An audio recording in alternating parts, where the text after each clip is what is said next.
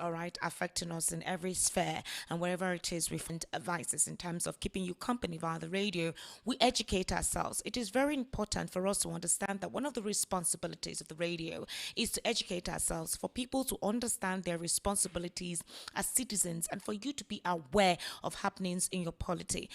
We live a very busy lifestyle. Specifically, if you live in Lagos, you do know that you have people wake up as early as 3 a.m., 2 a.m. to ensure they get to work and resume as early as 7 a.m. in the morning. Some persons resume as early as 6 a.m. So imagine such a person not being concerned or even updating themselves or what is happening, all right, within their community or even in the state they currently reside or even in the country. So obviously, while they're on the way, they just try to tune into the radio to see or hear if anything of import can be heard, just to keep themselves updated. And so, right here on Voice of the People 90.3 FM, that is our core mandate, to give you that absolute information on happenings in the polity and remind you of why it is necessary for you to be abreast of this.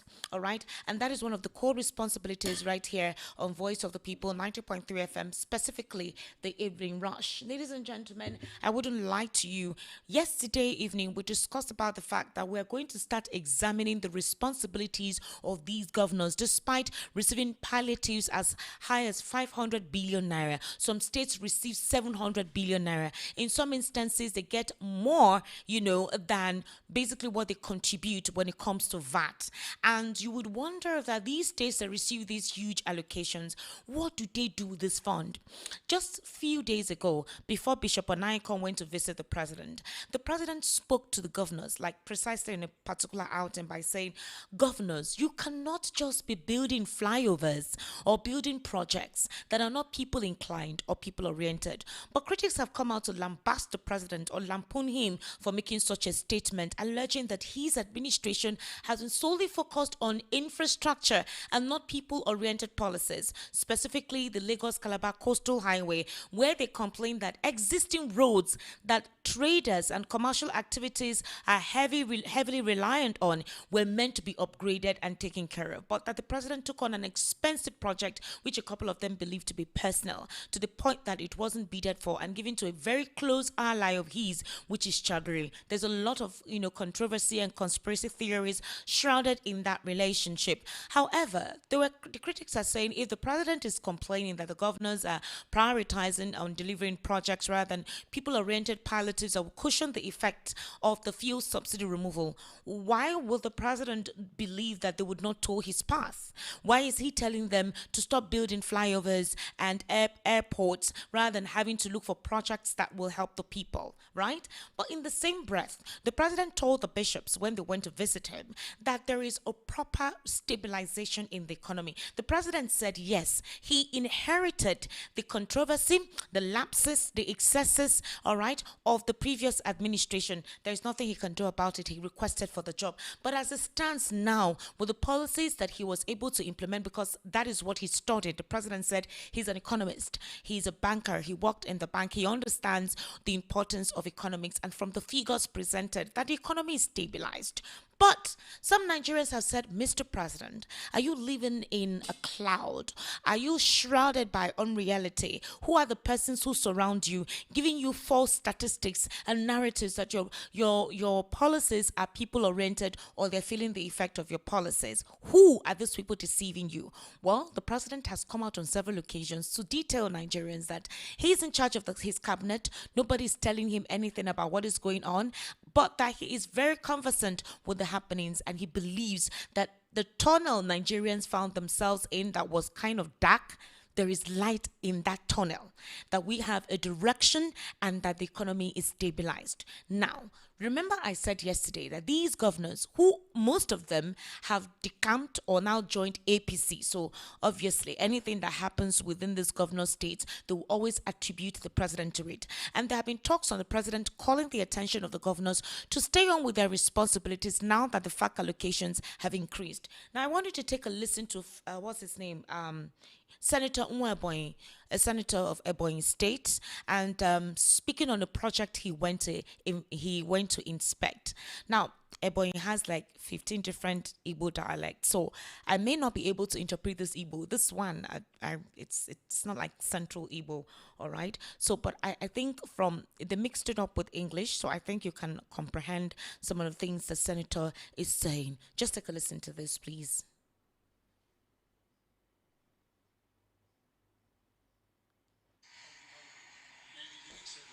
Mix it well or something, but it is it's because of the mix of the country. Maybe the mixer didn't mix it well or something, but it is small mix. The cement is lacking. No, it's not cement lacking. It's additional. They might be having mistake with the sand. Yes. Additional sand. It seems that the cement is low. Yes. But no, it is the sand that it is higher. Higher quantity. That is what I was saying. This is If the sand is higher, automatically the cement should come up. Yes. It's a very bad job. So are you proud of this concrete? Or the you have a governor to go no wrong.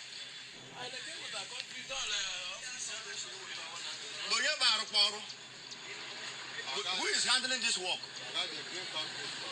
What is your name? Who are you working for government or a contractor? No, I'm working for government. So who gives you the concrete? From the carry concrete from us at Abakaleke. It is government artist. That's how they work. So it's from governor. Is it governor or the ministry? It's from this thing. Which ministry is handling this work? It's an infrastructure. No, it's not infrastructure because it's governor that is in charge of this one. So it's infrastructure. Yeah, you don't know what you are saying. Every work is being supervised by a ministry. Don't call governor in everything.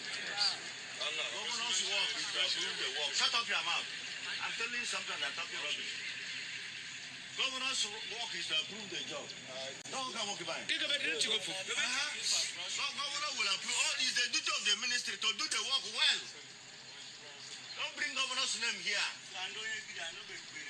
So please tell the person, and I'm a free governor, but just a governor. The concrete take it out slab. Take to auto the quarry.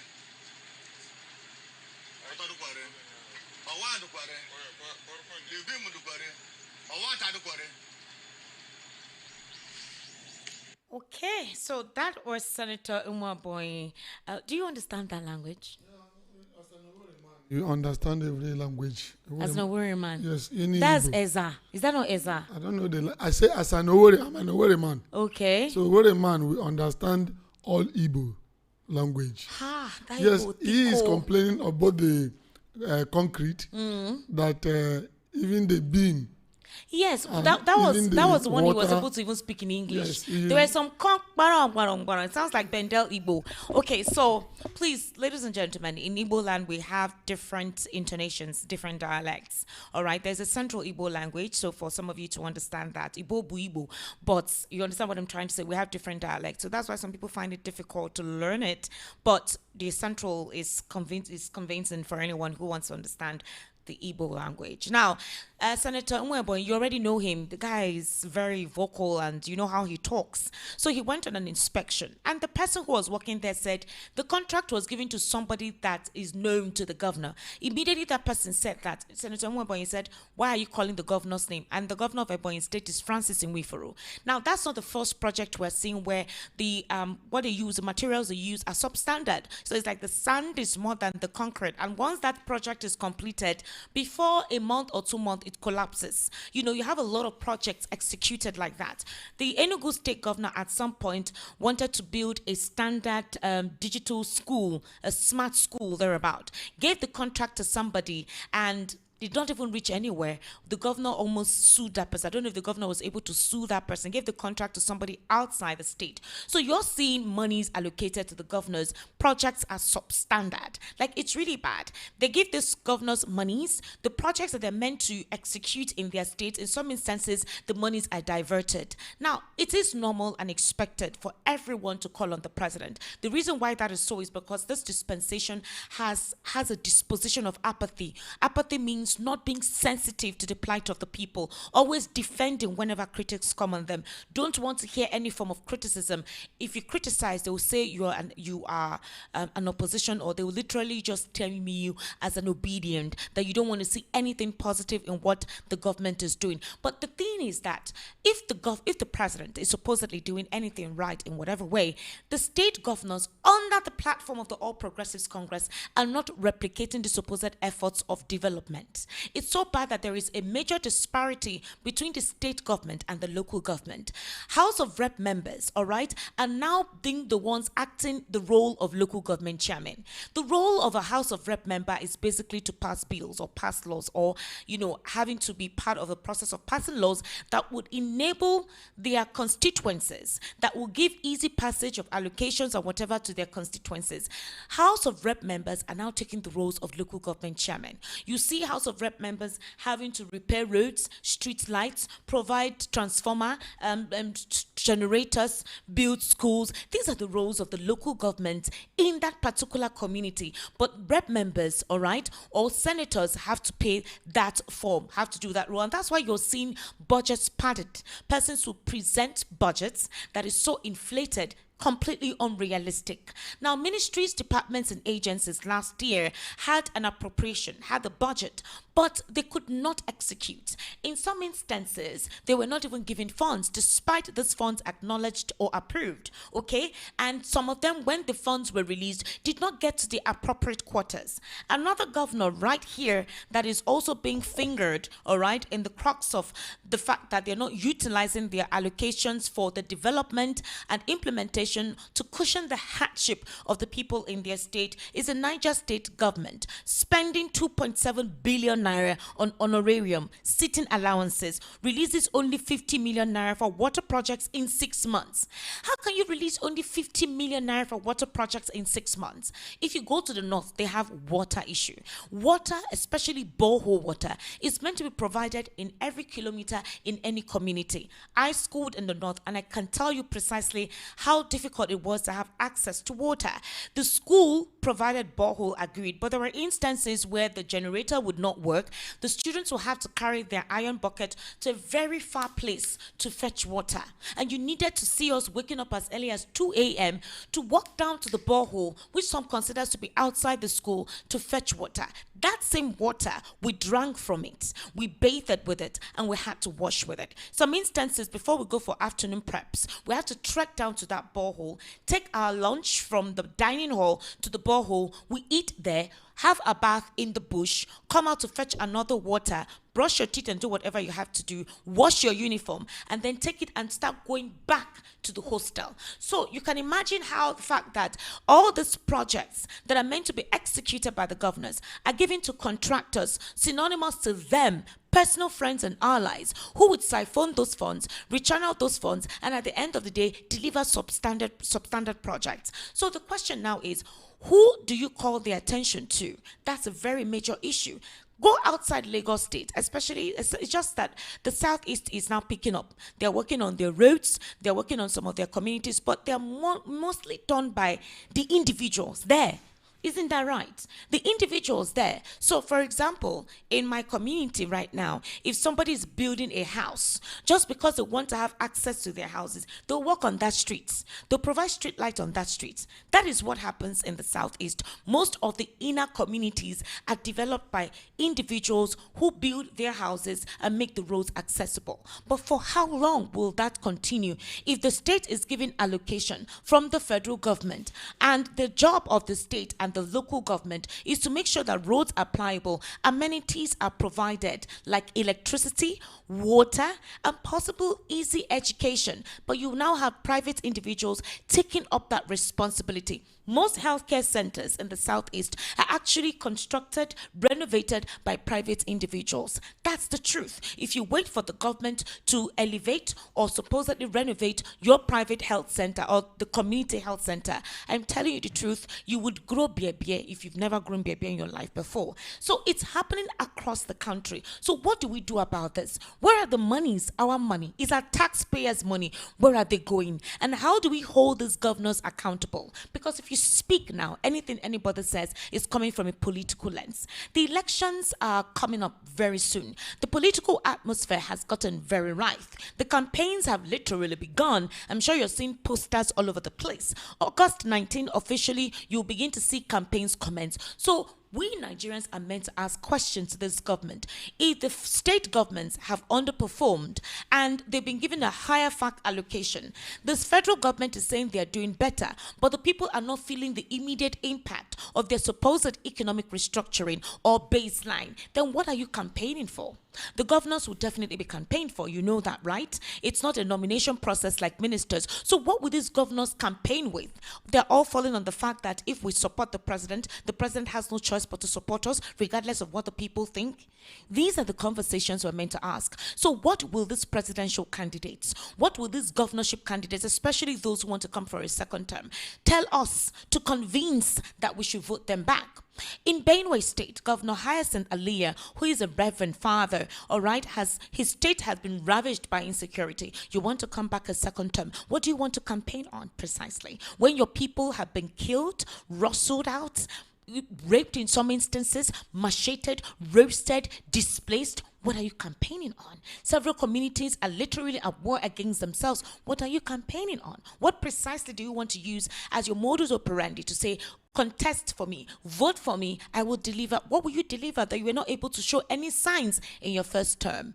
These are the conversations we're going to have. Nigerians are now being wise. It's not like before that people say stuff and everybody keeps quiet. The president has said that long before he was even born, hunger has existed. So it's not something that his administration will supposedly resolve overnight. The big question is, with your economic policies and your grandstanding blueprint to restructure the economy, what exactly is the immediate effect to say, okay, I agreed that people have been hungry in this country before I was born, but what have you done to mitigate this hunger? It's a very important aspect to have supposedly said it by saying that that is the reason why we have fellowships and churches to take care of the welfare of the people. Do you deregulate or do you derelict the responsibility of the government to the church?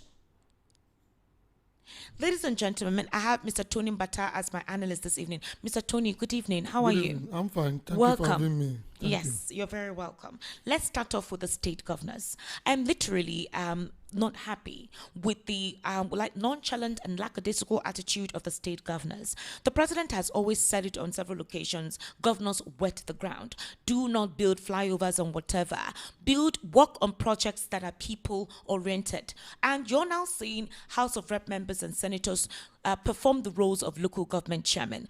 But the reason why a lot of Nigerians are criticizing the president is because all these governors are now in the APC. So like their family members, their affiliates, and they're saying if the head is being complained about, if the head has not shown any concern towards the plight of the people, why should we do much? But should it exonerate the governors from performing their roles, because the people will be the ones to vote? What's your take on that? Esther, we will not exonerate anybody. But the issue is this: if you don't find a problem, the cause of any sickness, you cannot cure that sickness. And when somebody was analyzing, when you are reading your news, say, truth is an open wound. Nothing can heal it except conscience is an open wound. Nothing can heal it except truth. So the problem of Nigeria started from the head.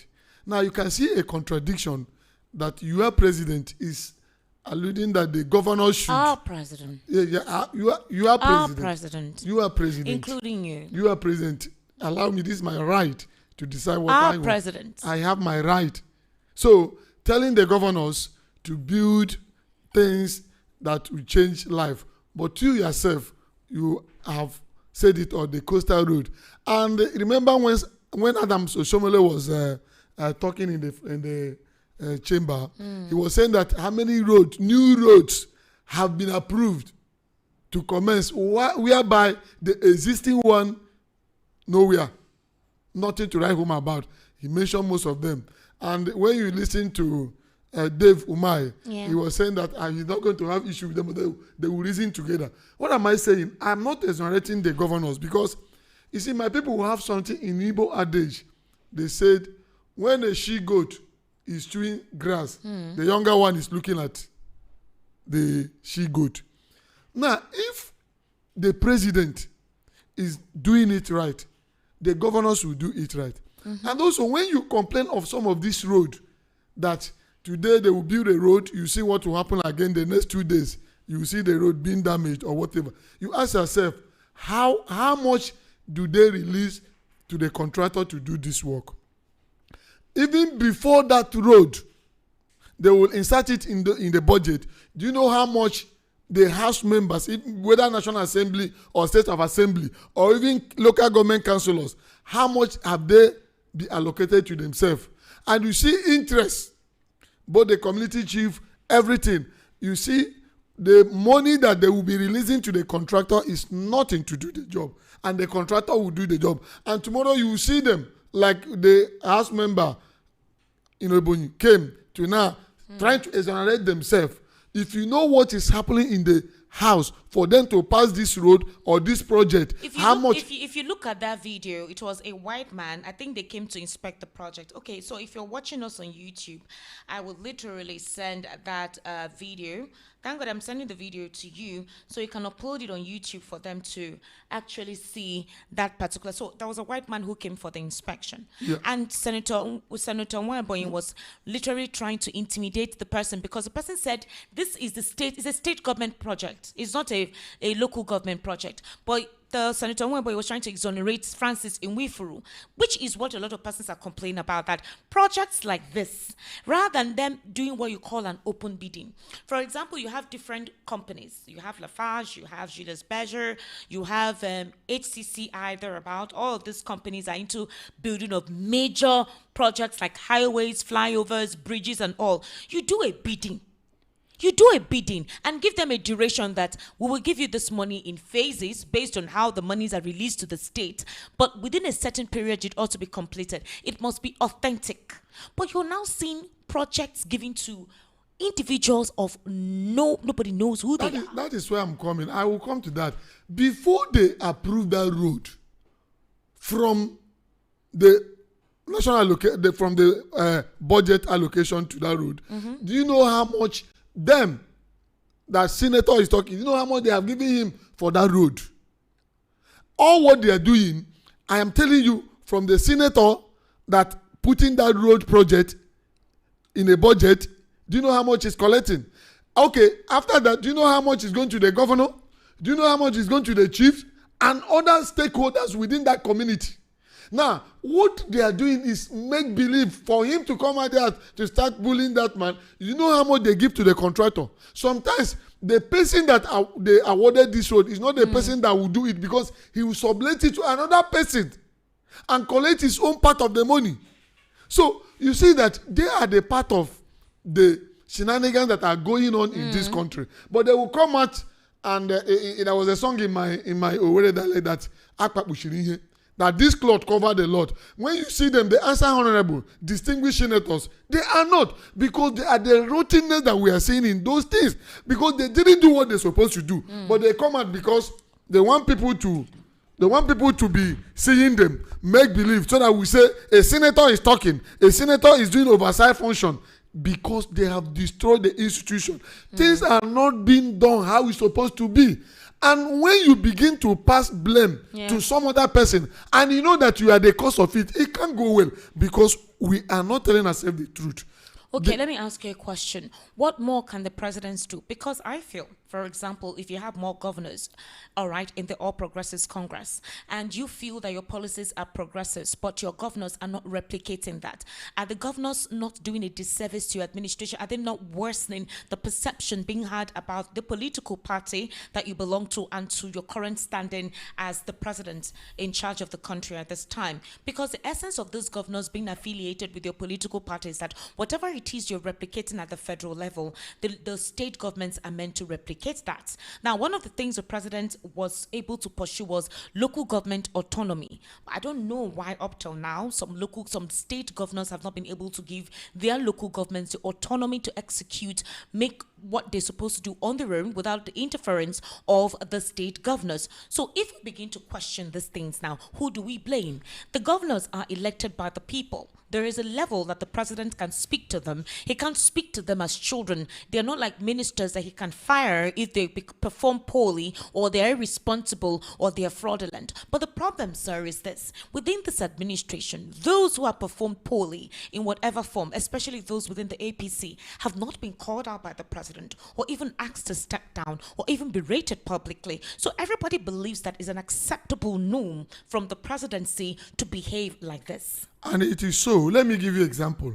There was a time here in Nigeria, an allegation was made that state governors were taking money for allocation for them to put it for the president campaign. Okay. And one governor from any of the part of the country made away with some huge amount of the money that, what happened?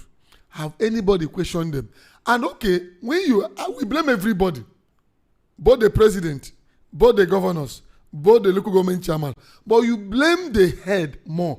I love what Obasanjo said when he was in power. He said, blame me when things went wrong. Don't blame my ministers because everything ends on my table. Now, the president that is talking about this, the coastal road, were any bidding? Did anybody bid for it? We know how the contract was given. And some other roads given the federal government echelon or whatever. Have you ever seen a normal thing being done? But on paper, you will see them. But reality, nothing happened. For the governors, they are looking at their master because it's like, scratch me, I scratch you. Right. Now, look at Abia State, for example. Look at the kind of project that is going there.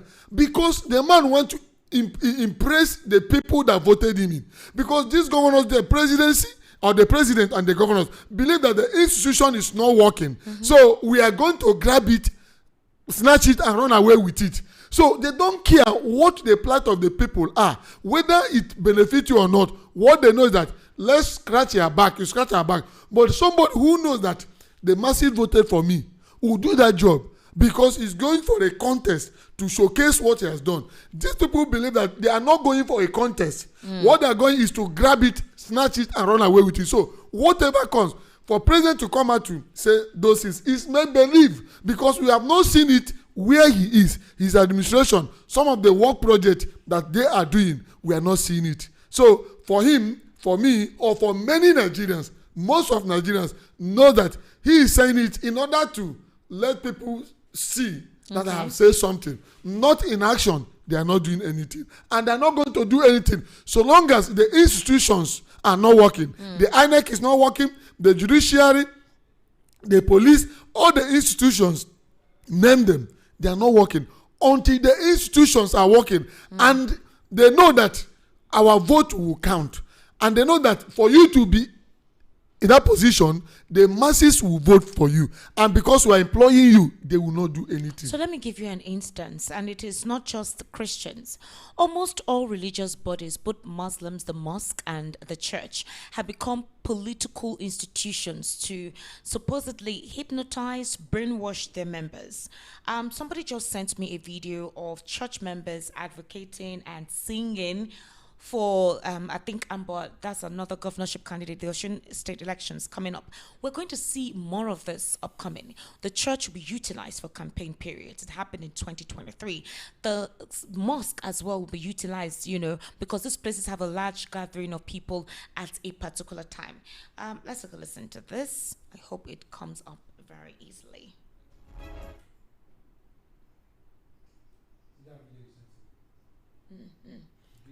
I don't know if you guys can hear. Okay, I'm sorry, the audio is not coming out. Whoever sent this did not send it with an audio.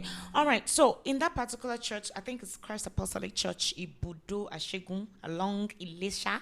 Is it Ilesha or Ilesha? Ilesha, Oshogbo Road. The members were cheering one of the whatever. Now, we're not saying that it's wrong for them to have their different political actors and all, but the thing is, the same people who complain of hunger, these same people who cry that there is hunger in the land and all of that, are the same persons that will do what you call high praising with as low as 2,000 naira and a quarter bag of rice.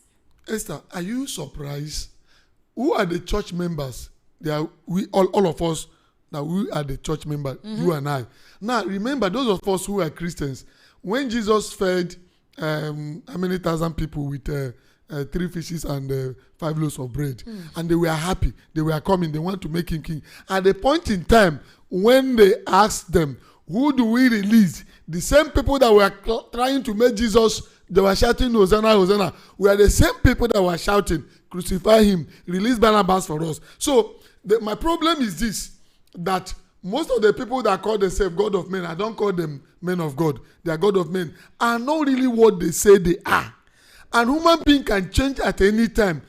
If you are not representing or following the person or knowing the person you are following. Like if you say you're a Christian and you are not following the footsteps of Christ, you are not a Christian. But you can wear the cloak of being a Christian. Anything can happen. That's why most of our politicians today, either they go to mosque or they go to Christian. You have never seen a traditionalist that will behave like this, because if assuming they allow traditionalists to use ofo in my village or use alaboga in Imbise for you to swear, you will see that they will be afraid. But because we believe that God is a merciful God, anything happen. These people, are they really Christians? They are not.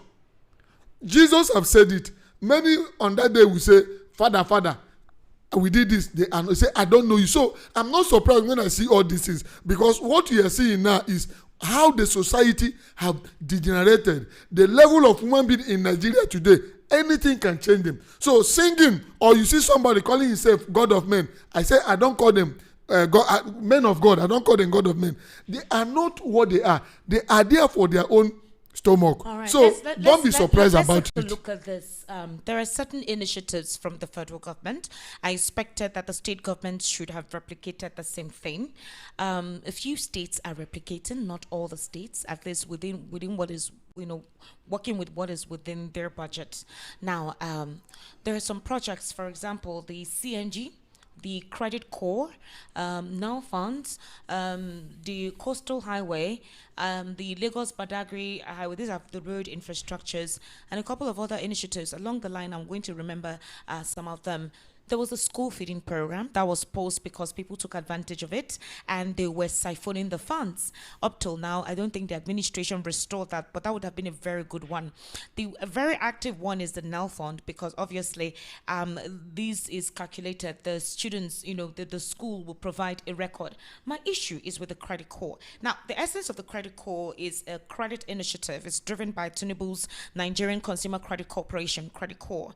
It's actively scaling up. That is what is the presidency said. Now, the recent rollouts include about 45.2 billion naira thereabout, a program that targets over 500,000 Nigerian youth and small-scale businesses, that is entrepreneurs, based on what you can present. And it's the age between 18 to 40 years of age, right? This is a collateral-free loan. You don't need to give any collateral. It's a free loan. Maybe it's from 50,000, 75,000 thereabout. My issue is that I checked the Credit Core website. They're not giving us the names of persons who have been able to benefit from this initiative. I am not saying that there are no beneficiaries. That is another unfortunate thing, though. Some Nigerians may benefit from these things, but keep quiet instead of giving out testimonials that they were beneficiaries of the Credit Core scheme. Maybe you applied and you were registered and you're getting the money, but there is no data to back up these claims, which is another porosity or vulnerability of this government. The lack of data provided for some of this policy initiative that are people empowering. So if there is no data to back it up, because your campaign season is coming up, do we believe or just rely on generalizations of these are what we did, prove what you did, and people cannot see? Then what do you want the people to do? Esther, you see, when you lack trust in whatever you are doing, when you lack transparency as a person, whatever you are doing, people will know that there is no transparency, no trust. Let's start from an individual, like a president. The law says, if you want to be in this position, you have to send this. All right. You have to present this, a genuine one. And you went and they forged negative thing and submitted. And now, maybe you have that in either hook or crook. Now, when you went through that road to have that in, can you on your own do things that is right? No. You cannot. But you can come on paper to present it, to show them that this is happening. As a person, I didn't have the certificate, but I have attended so place. I will go to any business center and have Imo State University certificate. Tomorrow, when you are talking about malpractice, will I have the morality to defend it? Because I know what I have done. Now, all these initiatives, they are very fantastic, very good for you. But the sincerity of it, the viability of, is it touching the life of what it meant to? I was in one station like that. Somebody just called and said they are demolishing their house. They are forgotten that they voted them and they are the one political party's member. So if they can do then this. Now I asked the anchor person.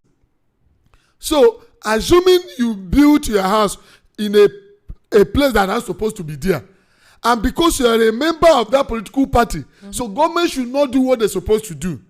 And that is what they have done to this country. Because we have believed that when you are not in my own political party, anything good will not come from you. Most of this initiative, very good. But who are the people that are going to benefit it? They'll be looking at them. Is it from PDP? No. Is it from this? Is it from this? There is no sincerity. And most of those things, like you said, there is no data to back it up. They can go and forge people. We are here in this country. When a APC government went and brought in fake bishop, fake pastors to represent whom they are not representing, and they, no, I'm coming to that.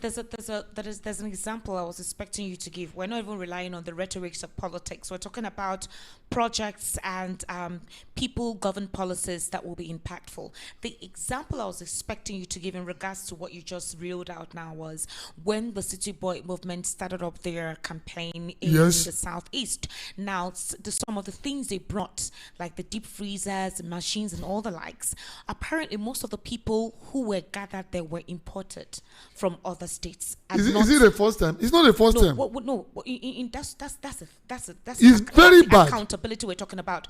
Now, the reason why the people in the community were worried and were not happy and they decided to, bombard that particular scenario, that there was a minor stampede, was some of them who were expecting that their mothers, their fathers, or their nieces to be beneficiaries of some of the things that Cubana Chief Priest and the likes brought, they didn't see any of them. And so they were like, how do you come to my state with a project and an initiative that is meant to empower my people, and you want to curate support from us, but you're importing persons from other states to come get this monies? And then secondly, when did you start off the rollout campaign that you were able to penetrate some of these inter-communities, collect names and data of some of the members in the community to say, are you a tailor? Do you need a deep freezer for one thing or the other? To say, okay, fine, we're accepting, give it to us. You did none of that. So at this point in time, some Nigerians are saying that we will no longer be deceived by the propaganda of the generalization that our policies are doing this. Provide data, physical data, evidence to prove to us that these projects are beneficial. Now, here is the issue that a lot of people are trying to comprehend. The federal government can basically work on federal government initiatives. The real impact on the people depends on how the governors execute these policies from the federal government. In other words, the state governments are meant to replicate whatever it is the federal government is doing. Now, if you have the state governments not replicating, and possibly maybe because some agreement had been made for supporting the president for second term, the president cannot speak to them the way he needs to speak to them to perform their duties and let the people feel the impact of governance. Who now suffers the consequences of that lackadaisical, nonchalant disposition from Esther, the leaders? you can only reprimand them when you are genuinely, those things you saw on paper, if they are genuine, they can be black and white on paper, and you push it so that people make believe. So for you, are you going to reprimand the governors who knows that what you are doing, there is no genuinity in it? It's just fake. They know, all of them know. So they can come and deceive people that want them to be deceived. So passing the ball to the governors. they know themselves, they will stomach it. Let me give you an instance why it is important for the governors to replicate. If the federal government refuses to be responsible, it doesn't stop or derail the governors from being responsible. Like I always say, they were also voted in. For example, these political parties have begun door-to-door campaigns. When I mean door-to-door, they are going to people's houses. I heard Tom Polo is already doing that, going to houses, giving phones and the likes. What stops the governors from setting up palliative measures, going door-to-door to give people palliatives? You can do it every month.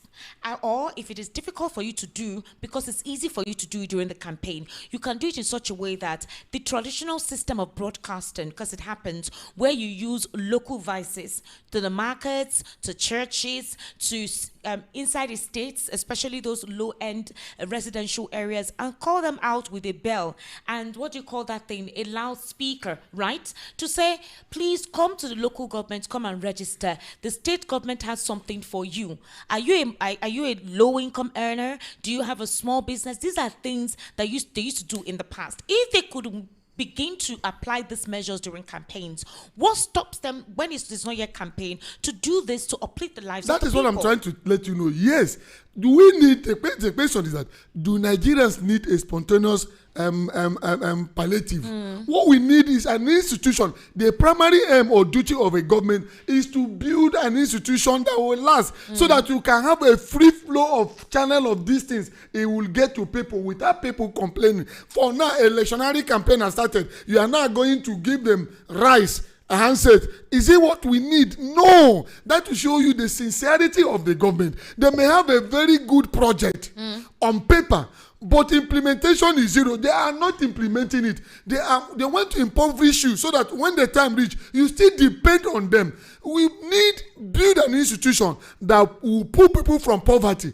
Institution that you can assess these things. When they say there's a credit loan that you will assess without pay, that should be an institution that if a Nigerian, when you meet the requirement, you apply for it, it will be given to you in the comfort of your house.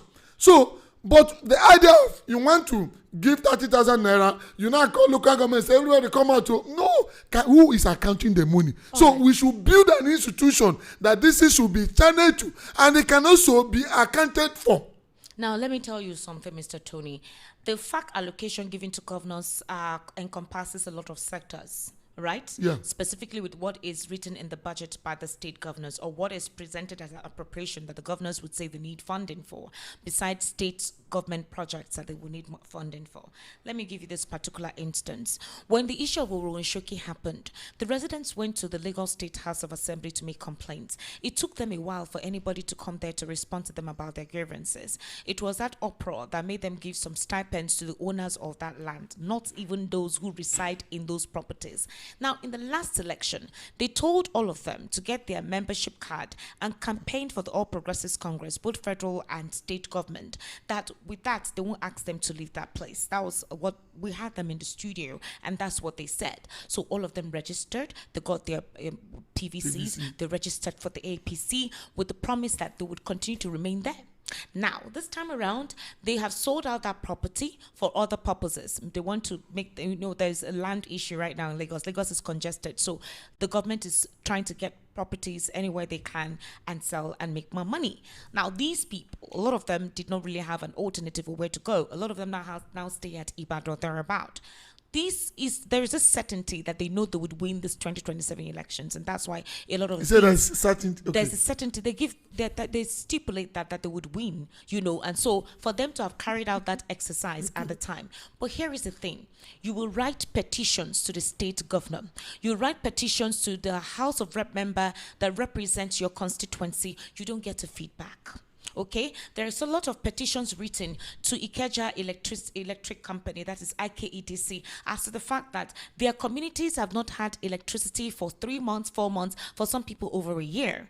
In some places, their transformer has gotten so bad. The community members have contributed money to buy transformers, but then the transformer, whatever it is they brought, is not working. So you're now having people write to the state government, House of Rep members. These are channels through which they're meant to communicate to the people and let the people feel the impact of their governance. Nobody responds. But then towards elections, you begin to realize that there are actually available channels through which these people can be spoken to or contacted. So my question is this: have Nigerians become so psychologically enslaved, mentally padlocked, to the point that they do not even know what their responsibilities are? Another issue is the fact that it's only the president they know, and possibly the governor of the state. Nobody knows who their councillors are and the responsibilities of these councillors to say, this is your role and this is what you're supposed to do. So at the back end of their homes or on the streets, they lament and complain.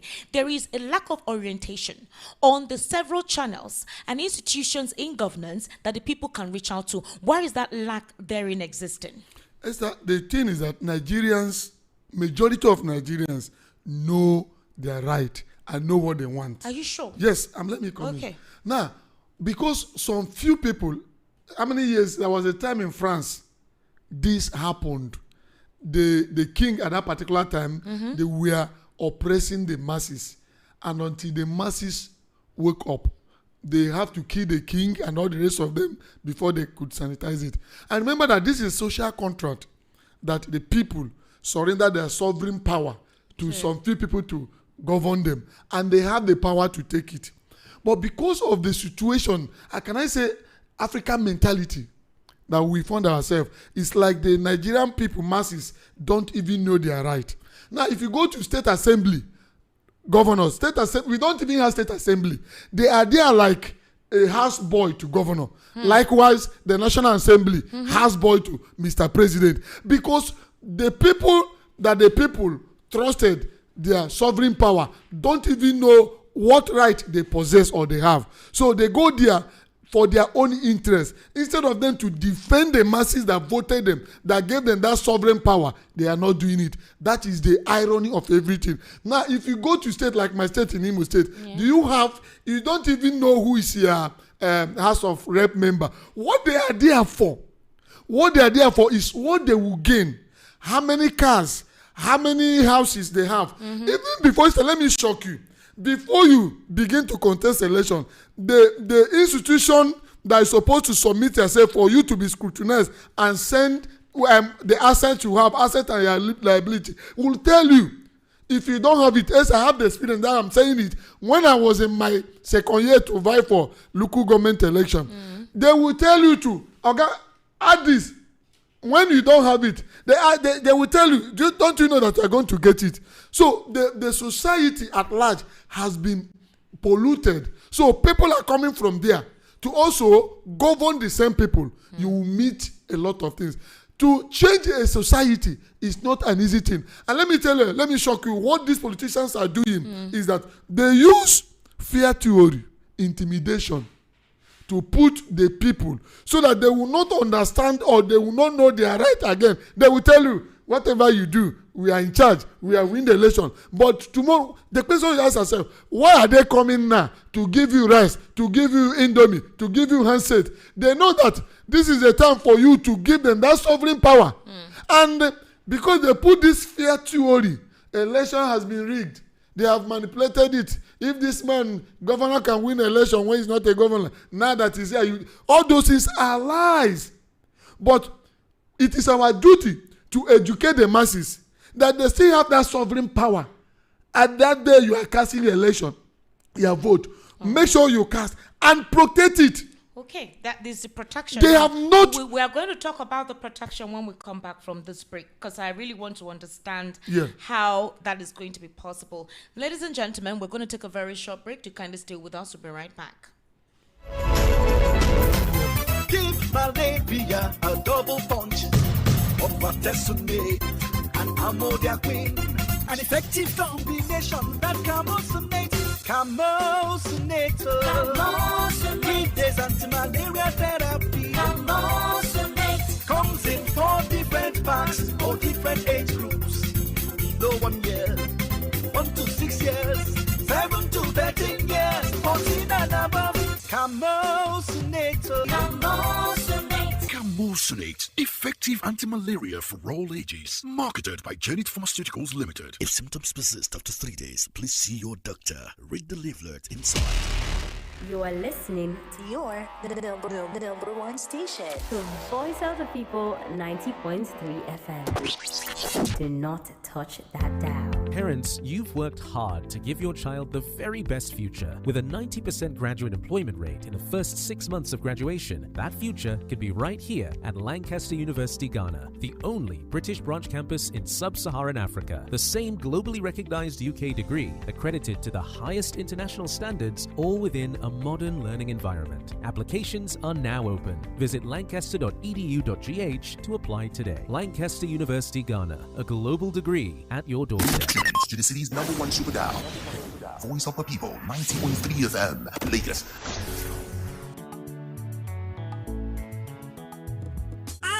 House dey dark and NEPA bill dey choke. E dey worry you as e dey affect your business. So Solution don come. Imagine say you wake up for morning, light no shake, fridge don block, business no get wahala, everything dey okay. No be dream o. With Yohaku, na you dey control your light. Yohaku dey sell gas cooker, freezer, fridge, and dem go furnish you with modern kitchen o. Whether na inverter, batteries, panels, smart street lights, be na solar AC system wey you wan use for house, business, abi for industrial work, Yohaku stand chim to help you. Bye to NEPA bill. No wait till transformer go spoil again o. Oh yeah, run call Yohaku for 070-121-30260 or 080-324-82573, or you fit to call 080-669-60066. For Lagos, we there for shop F1179 Industrial Section, or Alaba International Market, or shop G6 Electronic Section, Alaba International Market, Headline, Ute Ubochi Plaza, Abuja Office na Corporate 13, Dubai International Market, back of Games Village, Karo District for Abuja. For Port Harcourt, we there for number 51, Oporo Road, Eziowa Elite Trade Center for River State. Yohaku website na www.yohakuproducts.com. Online store na www.yohakustore.com. Yohaku, from sun to earth, we dey make your mind dey cool.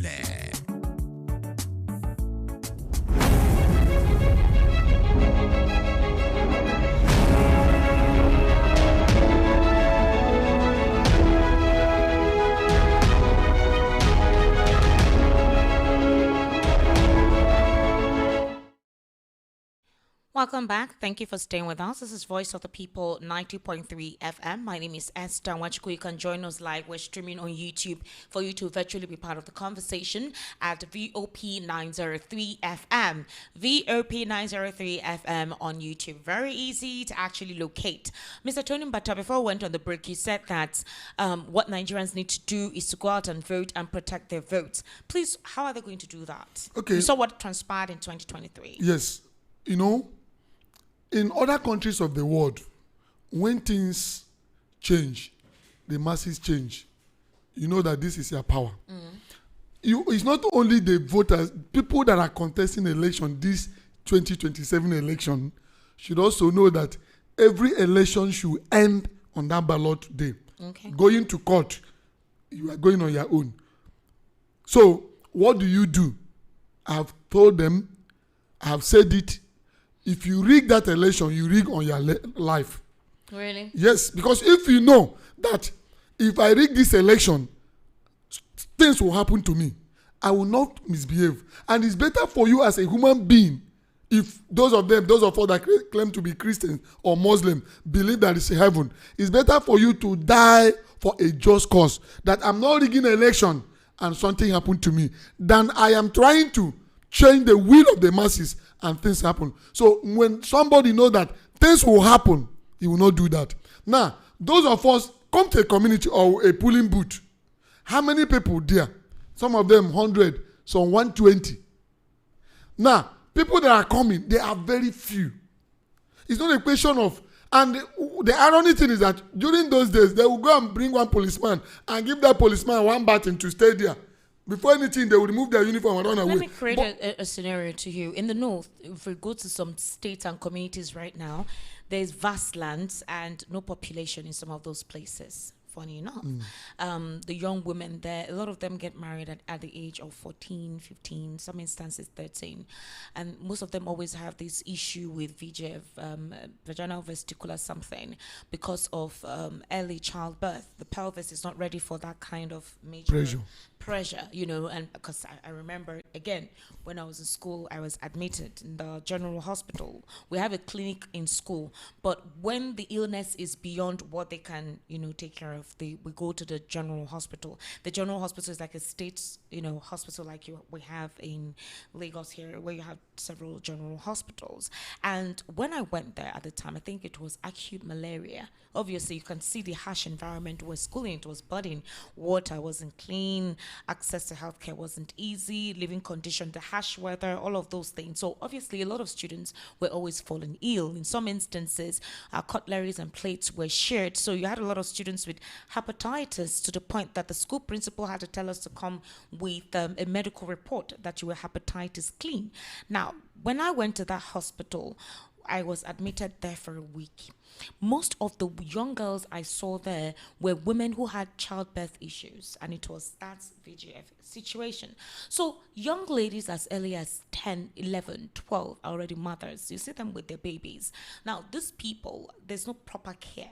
Most of them sell major household items of food consumables like the food, just there's some northern street food mixtures. You see them do that. They come out to sell.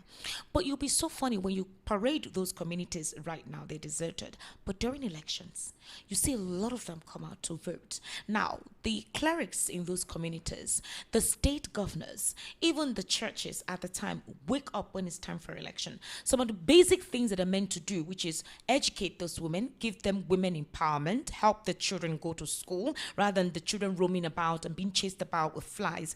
Then these institutions now wake up and realize that campaign season is up, and then those initiatives or providence they're meant to provide to those people thereof, they were lacking it before election season, it comes up. So my question is this: is it that I asked you that question as to the fact that are the people deliberately left ignorant for them not to know their rights? Because by right, we're meant to go to a state governor's secretariat to not just lodge complaints, to protest. That's the thing. Because with that, the federal government, if it is their fault that some of these projects or some of these people-oriented policies or palliatives are not being met, we'll have to release funds if it is a funding problem, or they'll tell us precisely what the bureaucratic bottleneck is all about. So have Nigerians become so weak and docile that they stay in their homes to say, we're hungry, we're languishing, things are hard, people are begging on the street, and the people who are meant to respond to this are not saying anything. They're not having access to them, and they're living in a very opulent or ostentatious life. Esther, in human life, everybody have that thing inherent in him or her, that he don't want opposition. It will take a God's grace for you to allow opposition. Every person, not only because Bola Ahmed Tinubu is there or this person. It is inherent. So long as we have this Adamic nature, it is in us. Everybody don't want anybody to challenge him. You want people to pamper you. Now, it is left for you as a person. You don't want it, I don't want it. Now, when you are being discomforted, what do? You react. But the other person want to make you so that you believe that all is well. It left for you to take your destiny by your hand. So it is, you see, all over the places. It's not only in Nigeria. Power and people are in authority always want the masses to be ignorant of what is happening so that they can have a smooth ride. It has been there.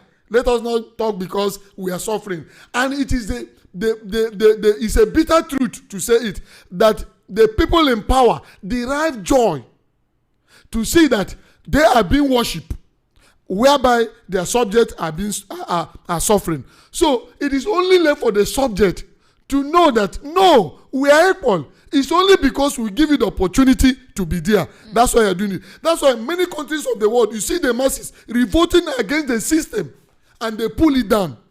It is only when the masses realize this that we are equal. Is this administration or the APC as a political party a cancer to the existence of this nation? Is it possible that there are indeed some good and well-intentioned persons or politicians who really have the people's interest at heart in these political party, but they're not given an opportunity to execute. Yes, we have good people in APC and other political parties. We have bad people in other political parties. But because they still have that fear in them. Like Esther, for some time, I stopped coming here. Yeah. If I tell you the amount of call and some threats, some come as an advice. Yes, I'm telling you. I just want to open up. I thought you were in school and I know you went for a course. No. Some will just call you. But let me tell you, some people, what they ought to give you, but because of fear of, if they know that you're associating with this person that is criticizing us, they will not have it. I, as a human being, began to meditate on it. Yes. So, it takes you to know that our life does not end here. No, hold on. You're saying that some persons yes, I know. Stopped associating with you because... Esther, even some friends have called me that we all of us are being activists. When they have job, appointment, I saw what they are doing and they told me, Esther, that that I am working for an office. So it's no longer them talking, it's the office. And their things have changed. Some will call a lot of things. So it takes you to know that a human being, that your journey is not ending here. And all these material things will end here. And you know that I am equal with you. It's because this is an opportunity. That you have this or you are this. It's opportunity. It's not that you are more better than others. Okay. So if you don't root yourself, have that conviction what you want, they will suppress you. And you suppress yourself too. APCO, NDC, ADC, call to notice, we're open for adverts. Campaigns are beginning. It's a national radio station. Come and drop your campaigns. We have fees, So come and drop your campaigns. It's an open. We have these conversations literally because these are the real issues. It doesn't mean we have any alignment with anybody. You are doing your business. We do not have any affiliation. Me as a particular person, my candidate, unfortunately, is not campaigning. So we are open, but we will tell you the truth. We will discuss issues as it is. So APC, please do not be afraid to come and bring your campaigns. This is a public announcement. Bring your campaigns. Bring the money. This is the campaign season. All the political parties, please, we are not aligning to anyone. Bring your campaigns, bring your money. Don't use the fact that we talk sometimes and it's not to your favor. You will now alienate us. What is wrong with you? How are you doing? If they alienate you people, they are killing themselves. Why will you alienate us? This studio, you don't know how many people are listening to them every day. What is wrong with you? So it takes a man that knows that material thing cannot define a man. Yeah. And you cannot be intimidated because of the way you are now. So Nigerian masses should wake up. When I say defend your vote, defend it because this is your future and future of your generation. So if you toy with it because of some aboro or some set of few people, Esther, last election, I told you they pointed gun at me. Yeah. At Majaro. And I'm calling names. But I have looked at myself. I've never been afraid of dying. I cannot fight taekwondo. I'm not saying that Nigerians should go and fight. But if you know what is at stake, you will fight to defend, to make sure we have a leader. Even the Bible says, when a righteous man is on the throne, people rejoice. And when a wicked man is on the throne, people will do what? They will cry. So the wicked most of the political parties, opposition, are saying they're not going to court this time around. Not going to court. Let me tell you. So how do they intend to make sure that they don't go to court? Let me be honest with you. We are not. Go and check. I'm not a member of any political party. I am not. Like the man that is doing a very fantastic project at this at Away State. They say he's from APC, and if that guy, I will campaign for him. I'm looking at individual. Because we want Nigeria to change. What I'm saying in a sense is that if this country, God bless this country, that if we have leaders, nobody will beg for food. In fact, we are going to be more than Dubai. I'm telling you. So, it left for the masses to know that this peanut, this is our money, our resources. That person that is coming to dash you rice, give you this, give you Indomie, give you handset, is not better than you. So my question is, what will this administration campaign with? What will these governors, who most of them are in the APC, what will they campaign They with? will not campaign. What will they campaign on? What they are leveraging on is that they know that we don't have institution called INEC. That's why opposition, I have said it, if Todin Bata is vying for any election, I am going to apply, do me, I do you, God no go vex. All of us will go to, it's a bit later on they say go to court. No, don't allow anybody rig you out. If they rig you, go and sit down. So fight it out there. Because my people used to say, Shamrudi came back, if I know that you are mad, I'm mad, they can't mess up. You can't mess up. And they will allow institution to work. And also let me advise most of these people that are at the head of this institution like INEC, police, military, and all the rest of them, know that it is God that allow you to be there. And you are going to give an account of it. I have never seen a man or any person that have died and you take all your properties to wherever you are going. Nigerians, did you hear? Nobody. You die here and everything Don't ends look here. away from your polling unit. Don't be afraid. can't They are look intimidating away. people. Election has been can't rigged. look They have, away. I was more our church on Sunday educating people, trying to let them know. No. See, in a change, you want to get a change in the society. I used to say it. Some people will die. Some people will live for country to be good, for society to be good. I don't want to die. No. Everybody will die. Not like this. Everybody will die. If you die now, For the Jews to liberate themselves, what Hitler did to them, you saw what they did. So you must fight. If you love this country, if you want this country to be great again, please collect it from them, but do the right thing. And that is the fear of the ruling party. What they are doing now is, let me tell you, we analyze this, we watch it, we work with them, we move with them. They are afraid because they know that the masses are not with them. So what they are doing, intimidation, attack them, manufacture lies, so that people will say, this election, if Bola Ahmed Tinubu won the election when he was not a president, is it now that he's a president that they will defeat him? And he will tell them that he was telling the Cali Bishop that any means possible you win election is election. So the opposition should know that the body language is this, and they know they can win. I'm saying it emphatically. So they will put this strategy, they say master strategy. Why are they giving Indomie? Why are they giving handset? Why are they sending their people to do this? Why are people like some governors who be telling people, don't waste your vote? Who told you we are wasting our vote? They are afraid too. So Nigerians should not be afraid. To change a country, to make country to work, it's not an easy thing. Anybody can go. And people that are alive will enjoy it. One day we'll say, at the riverside of Babylon, there we sit down and sing. There is one thing. The people have the voice. The people are the ones who decides whom would represent them. And Nigerians, please, I beg you, do not adopt a defeatist mentality. That is it. These guys are not powerful. They're not. If you know you want the administration to continue and you believe in the administration, go for it. If you know that's not what you want, please go for it. When you sit at but your home please stop complaining. feeling defeatist. Don't. Stop feeling like you've been suppressed. Don't wallow in some kind of self-pity. You need to fight for yourself. Like literally. Okay, now the founder of INRI Evangelical Spiritual Church, Elijah Oyedele, has predicted that the presidential bid of the NDC's candidate, Peter Obi, and his running mate, Rabiu Kwankwaso, will not gain traction in the 2027 election. This is the man who likes to prophesy. He can prophesy football, sporty bets, thereabouts. He also did, he was one that Mr. Adelabu, former Minister of Power, called out for the things he asked the minister to provide for him before he can bless him on his governorship campaign. He was the same person that drove the narrative that Igbos are the problem of Nigeria right in his church. And he's the same person that made this statement after Bishop Onaiko said what he said. Let's listen to this. So when you tell him, oh God, this is not the right thing, he will hate you. All the good advisors, bad people will send you away.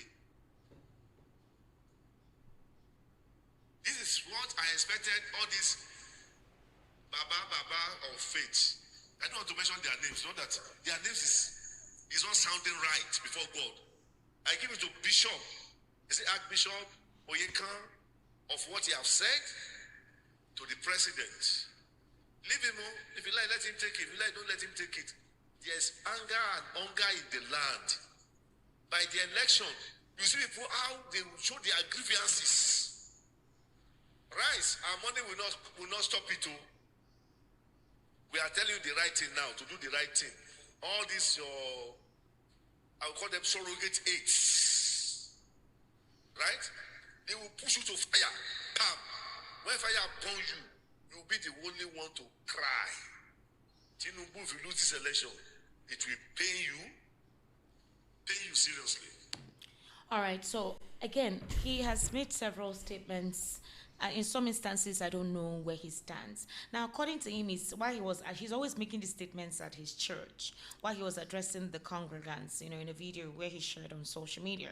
He says NDC would have stood a stronger chance if it had joined forces with the ADC rather than pursuing what he described as a solo political journey. He argued that the party's independent bid had effectively removed it from serious electoral calculations, insisting that the strategy would not deliver victory in 2027. Now, a lot of persons who were advocates of saying that it's good that Peter Obi joined NDC are saying he should have just stayed in the ADC, that they would have been the perfect duo to seriously remove Tinubu from government. But others believe that Atiku has an elitist perspective and that there's a possibility that if at all Peter had decided to be a vice, that when he gets there, when they win these elections, he may be completely sidelined, and have his own people there. Now, Atiku's boys have been putting out narratives, all right, making statements that Peter Obi is begging to come back. But I spoke with one of the NDC chieftains, that's Barrister Fred Nzako, and he said categorically that's not true. So at this point, and we don't know what the opposition has up their sleeves. They've been so quiet. Atiku has been trying, though, in doing the whole lobbying banter. You do lobby, me too, I do lobbying. Let's see how the lobbying will work for both of us.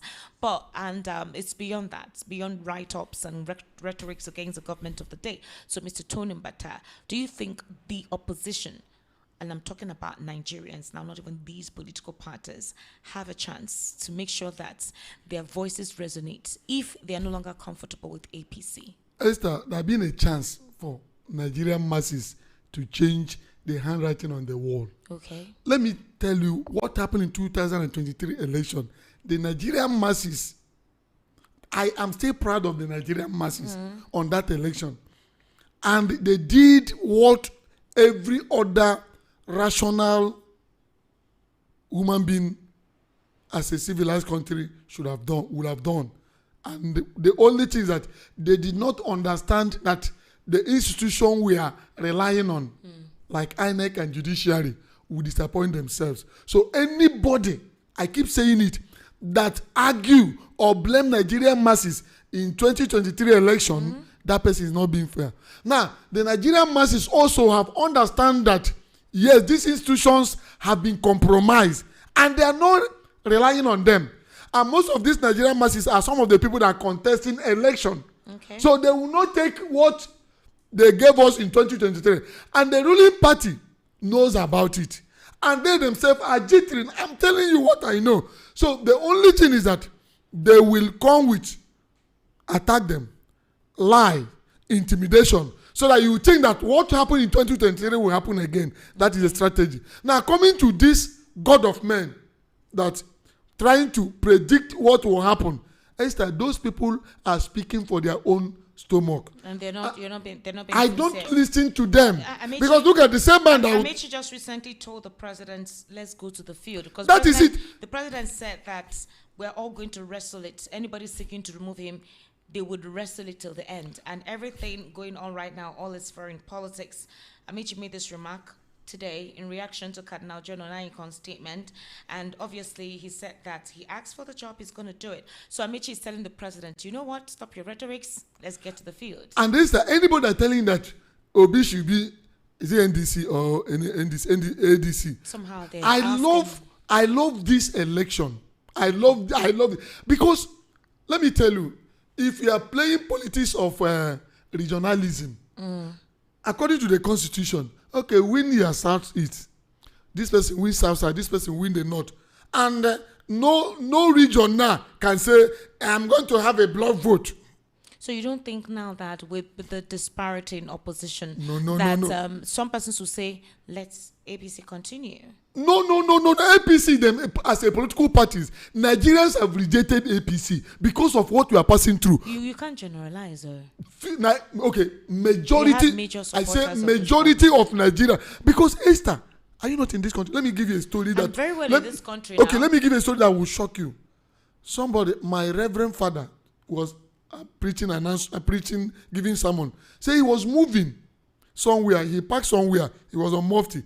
That the biscuit he was eating, he noticed that biscuit is not good. He now threw it near a trash can. Not knowing that one gentleman, very well dressed, watched him drop it and thought that he was, watching the other side. The man went and picked it. The father said, he was saying, Nigeria is not a place you will trust anybody. So he became apprehensive and started monitoring the man. So when he was watching the man, giving him a distant walk, so the man felt that nobody was watching him and began to eat the biscuit that the man think that is not good. Father said he cried and called him. Say, and little money here, say, please take. So the situation in this country, and I'm telling you, 95% of Nigeria are in this pain. It's that those of us that occupy some position in the church or in the society know what we are suffering. I'm telling you, you will see people. And somebody met me today. After talking to that person, she was looking for a job. I noticed that she had no money. But unfortunately, I don't have money to give her. So the country is in a state of huga muga. Instead that we don't know where, so many families don't know where they, not next meal, even present meal. I'm telling you. So this election is between the hungry and angry Nigerians that APC government contributed by PDP have put Nigerians. So Nigerians are yearning for change, a positive change. What happened in 2023 will happen more than now. So the only strategy that the ruling government is doing, intimidation, fear. When you say the truth, they will change it and try to put Nigerians in a state of fear. Ladies and gentlemen, let's quickly get your reaction right about now. The number to call is 080-3692-9933. That's the number to call. And the WhatsApp number is 0817-1756-338. 0817-1756-338. That's the WhatsApp number. The number to call is 080-3692-9933. 080-3692-9933. You can send text messages as well on that number if you're not on WhatsApp. All right?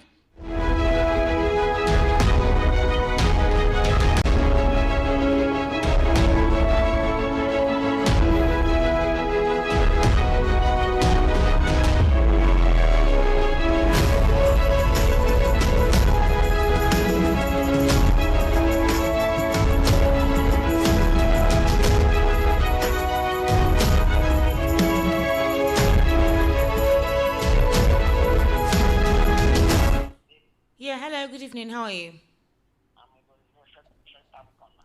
First time caller? Where's my bell? Thank you, sir. Can you please increase your voice? Welcome, sir. I'm Jose by name. Jose, calling from where, sir? Ikotu. All right, Mr. Jose, please speak up, all right? Your voice is low. All right. In this Nigeria now, people are suffering. No wonder your voice was low. All right, Mr. Changwa, good evening. How are you? Hello? Yeah, I can hear you. Good evening. Yes, good evening. Welcome. How are you doing? Thank God, I'm okay. Mr. Bata, good evening, sir. Good evening, sir. Yeah, it's been a while, sir. Where have you been all this while? Sabbatical leave.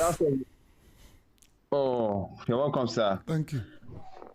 Okay, Esther, on the issue tonight, well, I want to, to advise or to give hope to all meaningful Nigeria that they should not take 2027, election to come as something of light, job. They should take it serious, especially when you cast your vote. We should stay there. Nobody should move an inch until the result is being, uploaded, then you can go. If not, these APC people, understand, they can change it at any time, any moment. And if APC, they are thinking that it's going to be as usual as it is, it's not going to be like that, because all Nigeria, we are not happy because things are not moving fine. Things are not moving fine. In fact, nothing is working in this country, so it's not going to be as usual. All part of this country, everybody is, is crying, both the rich and the poor. So things are going to be easy as it is. Thank you. All right, thank you very much, Changwak, for calling. Okay, we sincerely do appreciate you. 08036929933. That's the number to call. Hello, good evening. How are you? Good evening, Esther. Welcome, sir. And good evening, everybody. Good evening, sir. Patrick is calling from Okota. Mr. Patrick, welcome. Thank you very much. 2027 has always been a topic for discussion in Nigeria today. While we are trying to downplay on some of the key issues that are affecting the country before next year. However, there's a group that has emerged. Esther, you are in information circle now that call themselves the Q100. Yes, yeah. Yeah. So I want to urge these people to form a coalition of non-partisan organizations whereby they will try to work on the coalition, the opposition parties. Let them come together and see how they can form a formidable front against APC next year, because Nigeria, with the current situation as is going on right now, I really appreciate what Tony Bata said. In 2023, Nigerians came out in mass and voted against what has been happening in 2015. But unfortunately, the criminals that were in charge turned the record against the wishes of Nigerians. And that is where we found ourselves where we are today. But in 2027, however, I want to call on those people that have come together, G100, to please work very, very hard, not just to give up, I think we're not accepting, or we're not accepting. Let them sensitize Nigerians. Let us come together, work very hard to make sure that these people, these rules are behind us, so that we move ahead and put Nigeria in the front burner of the black race. Thank you very much. All right, thank you so much, Mr. Patrick. Thank you for calling, all right? Hello, good evening. Hello. How are you? Good evening. My name is Chills. I'm calling from Ijegu. Chibuzo, how is Ijegun today? Ijegu de crew. Are you back home or you're still in the shop? In on our shop? I see on my shop. Well done, Chibuzo. Well done. Please go ahead. Mama, my brother. That guy's again. There we go. The funny enough say, when the PC wants to do campaign this time, when did not go bring PT chairman for this voice of people? May call ask some question. Because this thing. They invite them now, then they come now. When they hear them. New Nigeria debate most times in the afternoon. It's not easy for them to come out by this time of the day. They not be real APC. Just call the real PC. Spoke by Anonaga or by Durala. All these people they spoke behind APC. No, ask them some question. God, this way they going on for this country. I hope say that they see. I won't. I pity those who say go campaign this APC this time. Wait a short for everybody, all the whole Nigeria, more na get PCF. Get ready for this people, 2027.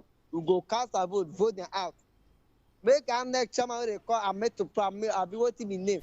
May do say national grid. I be this Monkey swallow to network that day. She was what to concern Monkey swallow network. Amukudon and the national grid. Anytime let there be glitch again. There will be no glitch, Chibuzo. God will get back to that person too. Okay, Chibuzo, well done. Amukudon is the charge of national grid. Yes, he say he should come and monkey swallow. Come on. Hey, Chibuzo. Hello, good evening. Good evening, sir. Welcome, sir. I am fine, sir. I am fine, sir. Thank you, sir, for calling in. So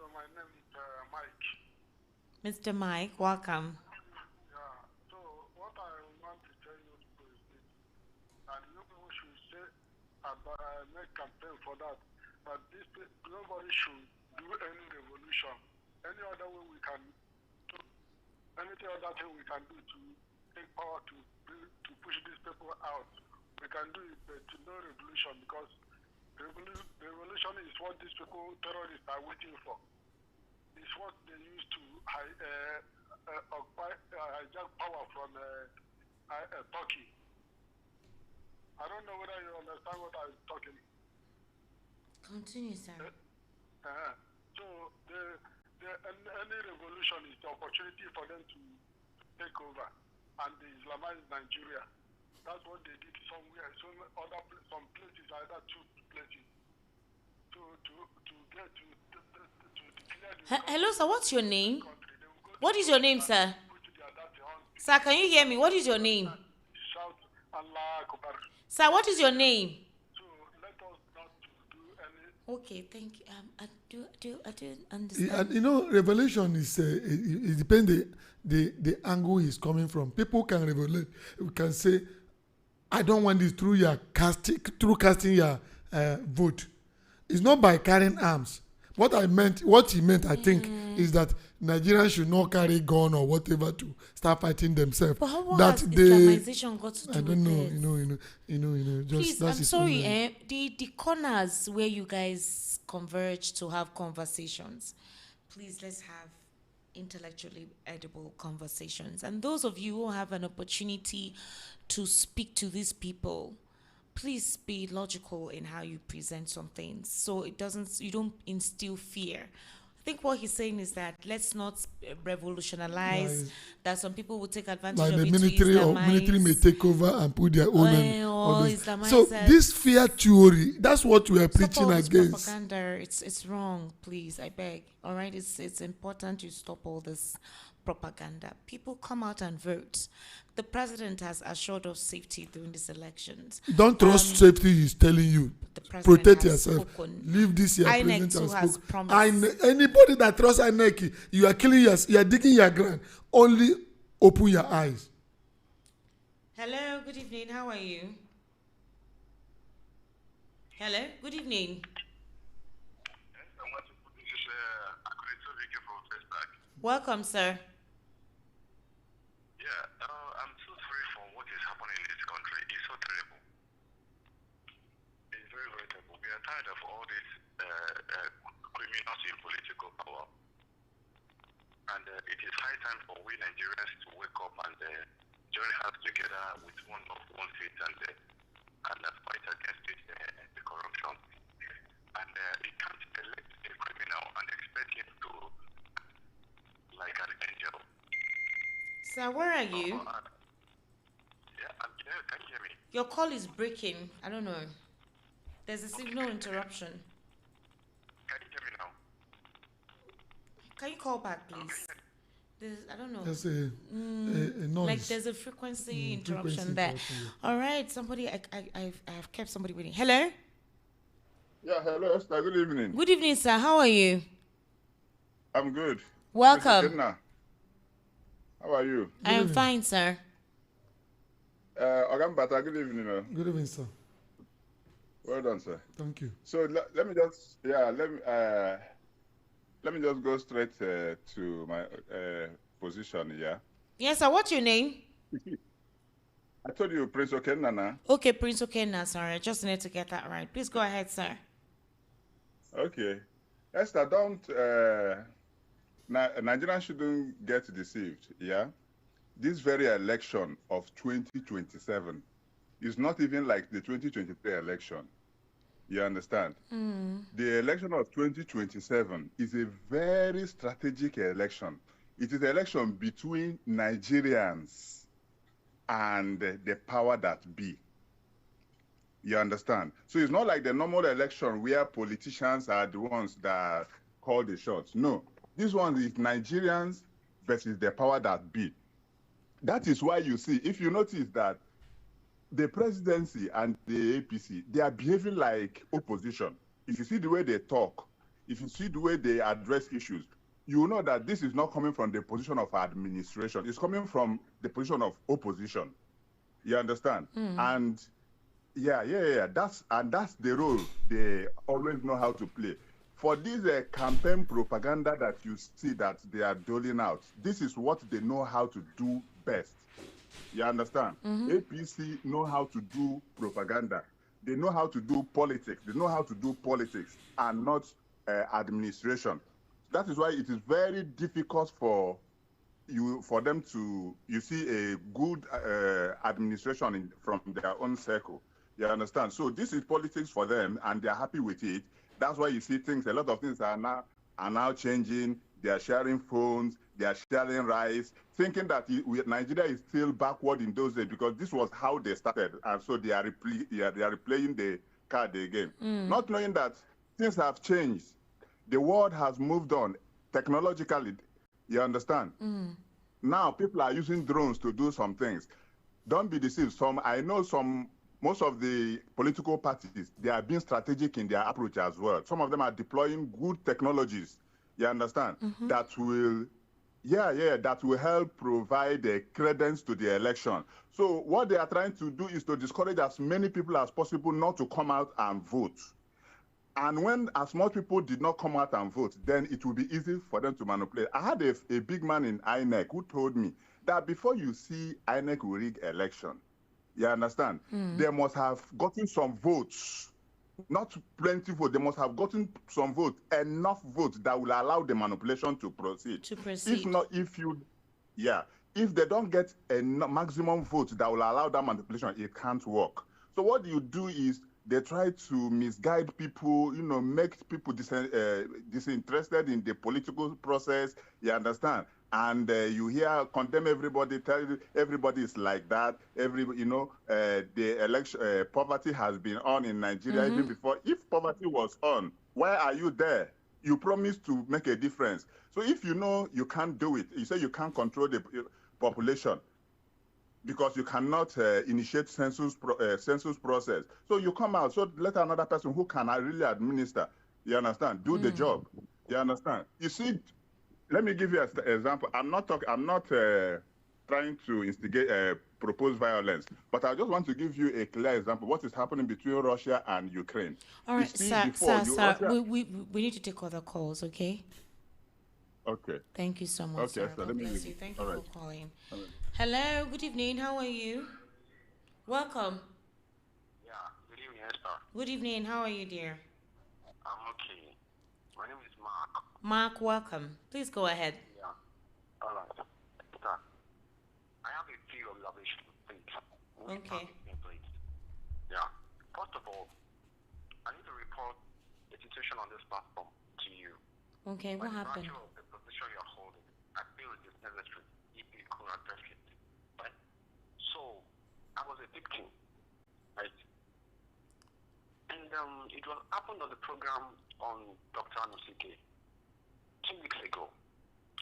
And that occurred on several occasions, really. Whenever I called him to introduce myself, he hacked faithfulness to cut me off the line. Right?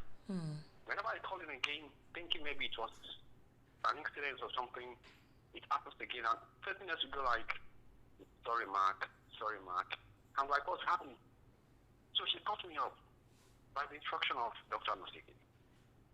So I think, Esther, you need to address this. Because that young woman, Patroness, just began her career. And she has a lot of career ahead of her. All right. Even if I have a recommendation, I will have to think twice. Because as an uncle, you must have your own mind. All right.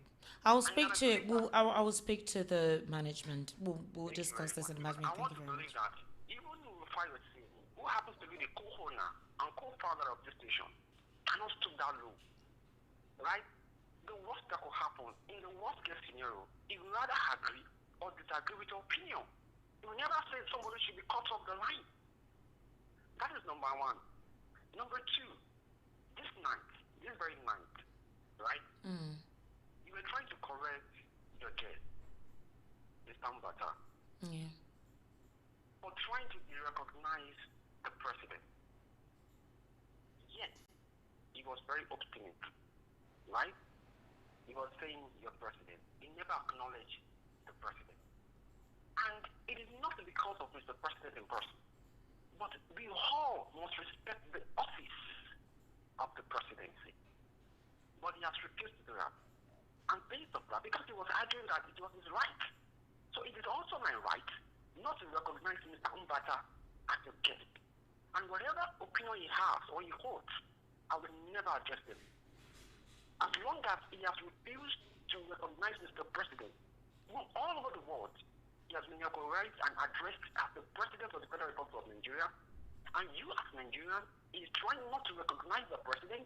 I, Mark, will never recognize Mr. Umbata and his opinion on this platform unless he changes his mind and recognizes the President. And tonight, I will not address any of the matter you raised, but I'm going to address you, Esther. So, Esther, I'm going to say something. Do you believe that while we are operating 4, 5 different forex exchange rates, it was normal and appropriate for our economy? I'm trying to ask that question, please. You think while we were operating different forex windows, different exchange rates in this country, it is normal, it is appropriate in a normal society? So maybe President Tinubu should have called him and continued in that step. It is appropriate.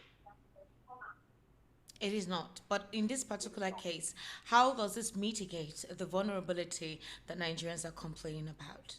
How does this serve as a cushion to the current lived reality? I'm going to address that. Second of all, do you believe that the subsidy which all the candidates, the presidential candidates, admitted that it must go, right? Do you think that that subsidy and the subsidy on Naira and subsidy on fuel that is consuming $20 billion annually, approximately 5% of our entire GDP, approximately 49% of our entire national budget, do you think it should have stayed? Mark, can you pass across what you want to say? Because I have to take other calls, you know. Thank you very much. So let me address your questions. There are so many interventionist programs that this government is doing. Number one, you will recall that after the subsidy was lifted or was removed entirely, President Tinubu has the list of interventionist programs. Number one of it, we have the NEL fund. I won't even go much into that. Number two, we have the credit call. Under the credit call, the civil servants are entitled to have soft loans, right? So they could receive soft loans at a very lower interest rate, from the minimum of 500,000 naira to 5 million naira at soft loan. Under this credit call, it is even targeted at NYSC members. They have their own platform where they could receive soft loans as NYSC members. We have SMT BAN, SMT Development Agency. They're rolling out programs from as low as 250,000 to 500,000 to 5 million naira. Right? For SMG, we have Bank of Agriculture that is rolling out initiatives for farmers. As I speak to you, there is something that is called 2026 West. So, Mark, the problem, but Mark, if you had followed the conversation, I follow the initiatives of this president very well. Like I told you, I'm a strong advocate of former governor of Lagos State, Babatunde Fashola. That's my guy. Now, this president tried to replicate some of the things he did. The issue here is there is no data to back up these claims. That's my issue. Because I'm telling you that I worked with the government at the time, where we provided the data, not just reeling out names and figures, pictures. pictures, videos, phone numbers, words, local government. It was a strenuous exercise. All right, that's what the governor would demand from you. So the thing is, you go to their website. Aside from Nel Fund, who gives us accurate records, data, names, students, most of these policy initiatives, like they sound beautiful on paper, do not have any verifiable, real life evidence and data to back it up. The credit core scheme, for example, maybe they're beneficiaries of this credit core scheme, right? Hold on. Okay, maybe they are beneficiaries of it, but they don't talk. Their names are not there. Let me give you an instance. Former Minister of Finance, Mr. Wale Edu, came out to tell us how much was disbursed for the unbanked, that they were even still going to give them more. But we didn't see names. We don't know these people. This is the same northern area where insecurity has ravaged, that most of them barely actually patrol or even pass by. So how did they get these monies across this unbanked? The same thing the former Minister of Humanitarian Affairs, Sadia Umar Farouk, during Buhari's administration, used that same claim to collect monies. But we did not see the real life impact. We didn't see the data. We didn't see the persons. I got you, Esther. Let me address it briefly, right? First of all, if you receive the money, would you allow government, would you agree with government to publish your full names and your address? Yes. Okay, so let me give you an instance. During these elections coming up now, some members went to the markets, compelled the women to get their PVCs registered. They must vote for APC. Their names, data, everything was provided. What is difficult there? You're getting a grant from the government and you're saying that your name will not be published. How do you then put any credibility to the effort you're putting in? You're creating the loopholes for people to siphon money. The school feeding program, hold on. I've been following, I just don't say a lot of things here on air. Mark, the school feeding program that was meant to commence in March 2025, about 11 billion naira was earmarked for that program, Mark. Do you know that it barely lasted for 3 or 4 months? Why? The monies were siphoned. What was the purpose? Data wasn't provided as to the schools that were benefiting from that initiative. Now, please, Empower. Before this president, there was Empower. Do you have?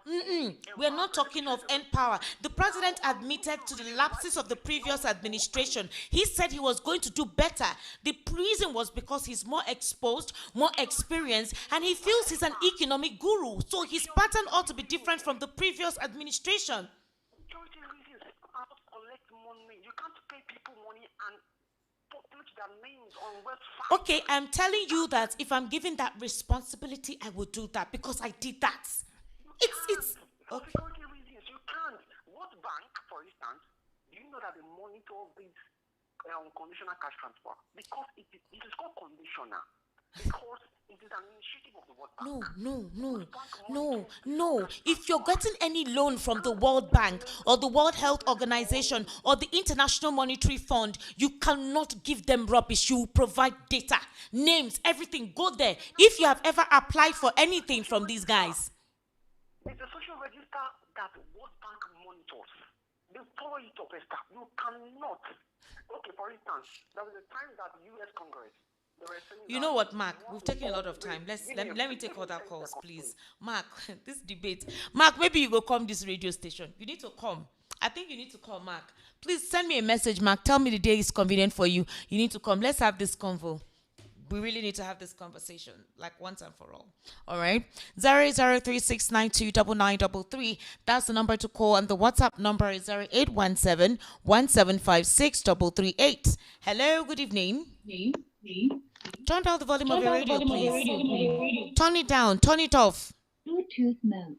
Hello? Okay, hello, good evening. Yes, good evening, sir. How are you? I'm good, and you? Welcome, sir. What's your name? My name is Ejike. Ejike, is this your first time? No, I'm calling. Hello? Can you come closer to your phone, Ejike? There's no time.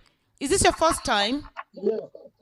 Hello? No, I've been calling because of the... Are you busy? Calling. Hello? Can you hear me? Hello?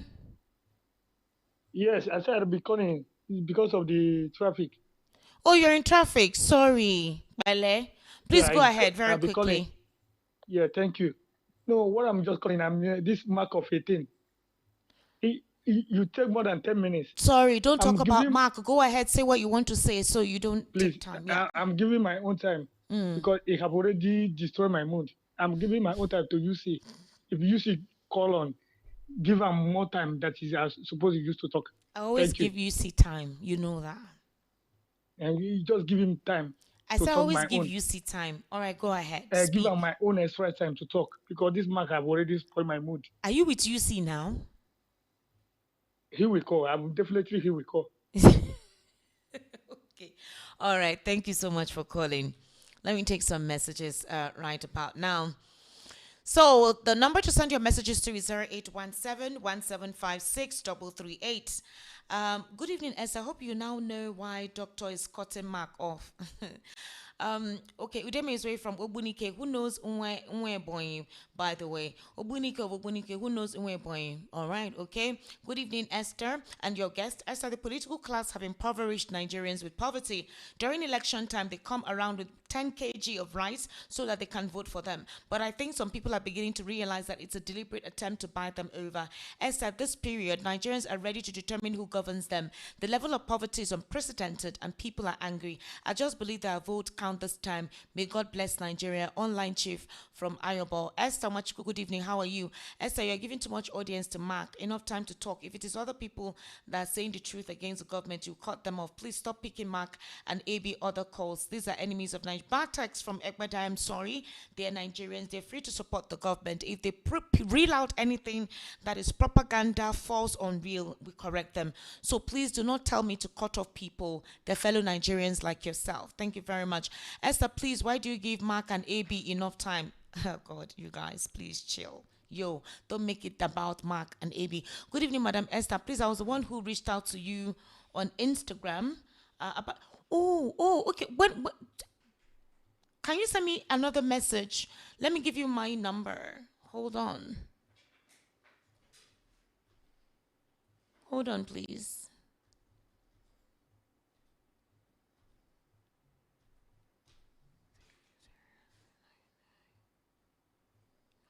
All right, please send me a message here, and then maybe you come to the office. All right, thank you very much, sir. This same person is complaining about Mark and AB, you guys. Esther, almost every radio station cuts off Mark calls because he often speaks off point. His comments really relate to the topic under discussion. He also said he would not recognize Mr. Mbata as your guest. Honestly, who needs his validation? Mr. Mbata is a respected and well-regarded analyst whose reputation speaks for itself. Whether Mark acknowledges him or not makes no difference. His opinion does not determine who is qualified to be a guest or an anchor on VOP. In my opinion, Mark seems more interested in defending the government than discussing the real issues affecting people. I think he benefits from this government, which may explain why he appears unwilling to acknowledge the realities on ground. Good day. With all sincerity, we're not serious. How can Gumi be standing as information to the terrorists? Can anyone do such a thing in the East? I mean, this is an old message. Okay. Estelle, today I have come to understand that Mark is not real. How can he say such a thing that beneficiary's name doesn't need to be published? Chooks from Akonwajo. Good evening, Esther Wanchukwu and Mr. Tony Mbata, Mayor from Ikotuegbe. Esther, can anyone be sincere to him or herself that the bandits and Boko Haram have killed their parents, brothers, sisters, uncles, will be stupidly cast their votes for these people? Esther, I don't know what Tinubu will tell me and my family that will make me cast my vote for them. All right. This is Tony. This is Mayor from Ikotuegbe. Mayor, well done. Esther, you guys should block Mark from. Good evening, Esther on VOP Radio. Esther, thank you so much for your great work in this radio. All right, thank you so much. I sincerely appreciate it. Good evening. I think Mark has magnetized you that you don't know when to stop his gibberish. Now, wow, Chika from Lekki. Chika, so this is the first time you're sending a message and your comment is about Mark. You could not even reel out what you wanted to say about the conversations that we had. Good evening, Lady Esther. You're being unfair to Nigerians. Those that want to tell us the truth, you cut them off. Grandma Maggie, that's not true. I don't think I cut anybody off. Good evening, Esther Wachuku Ima from Shasha Akwawaja. With all the news that is coming out every day, Nigeria seems to be scammed by this government. So the salaries of terrorists are higher than the minimum wage of Nigerian workers. It's a pity for Nigerians. Esther, I don't think I'll be joining your program again because it looks like you want to work for APC. Mark Modest, oh, I'm sorry, you're free to leave the program and not participate. I mustn't say anything that favors your taste or whatever. So don't sound as if you are doing anybody a favor. We have genuine conversations and everyone is expected to participate. So Mark Modest, if you don't want to join, you're free, please. I followed the program Mark was complaining about. He was asking silly questions and Doctor has to do the needful by cutting him off. Mark is only a distraction, always arguing without reasoning, from His Royal Highness BC Nwoko in Oshodi. All right. Like I said, I will discuss with the management to have a conversation about that. Good evening, Esther, your guest, Mr. Mark. Well done, Esther, for the long time you're giving to Mark to dish out his propaganda. Esther, just invite him to the radio station. As for INEC, people should stop advising them to give us free, fair, and credible election. They should just go ahead to destroy this country if they want. Tony Mbata spoke my mind tonight. This is Chooks from Ushudi. All right. Good evening, Esther and Mr. Mbata. God bless you for the good work. Esther, has Mr. Mark addressed the massive corruption that is currently going on in this country in different areas of government? Esther, it is not only VOP that is speaking truth to power about this present government. Corey Bartholomew from Akpakma. All right. Esther, you read my message without attributing my name to it. That's not nice. Samuel from Shasha. All right, sorry. Thank you, Samuel. I'm so sorry for not calling out your name. Esther, that your Mark speaks good English, but there's no wisdom and point in his words. Paul from Igondo. He's now my Mark. Greetings to you, Esther Wachuku. Greetings to you. This is Mr. Chris from Ushudi. Please, can I really discuss something personal that is very important and urgent with you, Mr. Chris? Mr. Chris, what is it? Can you send me a message to know? I can't just give my numbers to anyone like that. Can you just please just send me a message, all right? Let me just know the context of the conversation you want to have, then I can give you my number. Esther, we're going to leave VOP for you and Marco. AB from Ikoto Egbe. AB, sorry, Ekbele. Esther, please cut off Mark. All right, Mark has been cut off. Good evening, Esther. Thank you so much. Thank you too. Esther, good evening. Keep up the good work. APC is scared of the upcoming election, and that is the reason they keep bringing negative talks to discourage people believing the election is won already. Let people come out and vote out this party. They have caused a lot of damage to the country. I actually do the right thing before the anger of the people will fall on them. Good evening, Esther and Mr. Tony. This Mark and Abraham, I wish you bring them to the studio to defend their principal. Changwak from Ikorodu. Yes, I think it's time for us to do that. Esther, happy weekend. Barrister Fred has said it all. Fiscal true federalism is the best way forward, and I don't see any big deal about the so-called NEL fund with the right policies in place. Even the poor roadside pepper seller will send their children to school. This is not new. It's been happening before APC government came in. PBAT and some elders statesmen during their time enjoyed a Nigeria that worked. So let's stop deceiving ourselves and call a spade a spade. This government has failed Nigerians. Esther, good night. Thank you so much. Esther, why are you wasting your precious time every day with Mark? They're chasing him everywhere because he has no facts. He lies a lot like other paid APC propagandists. It's as if you're afraid of him with AB, UC, and afraid of him. Now, what for you guys, sometimes you callers, if I use some certain words now, you guys will say one has been disrespectful. Esther, good evening. Please, Esther, is Mark our analyst tonight? You have taken my part to keep calling for me to get on.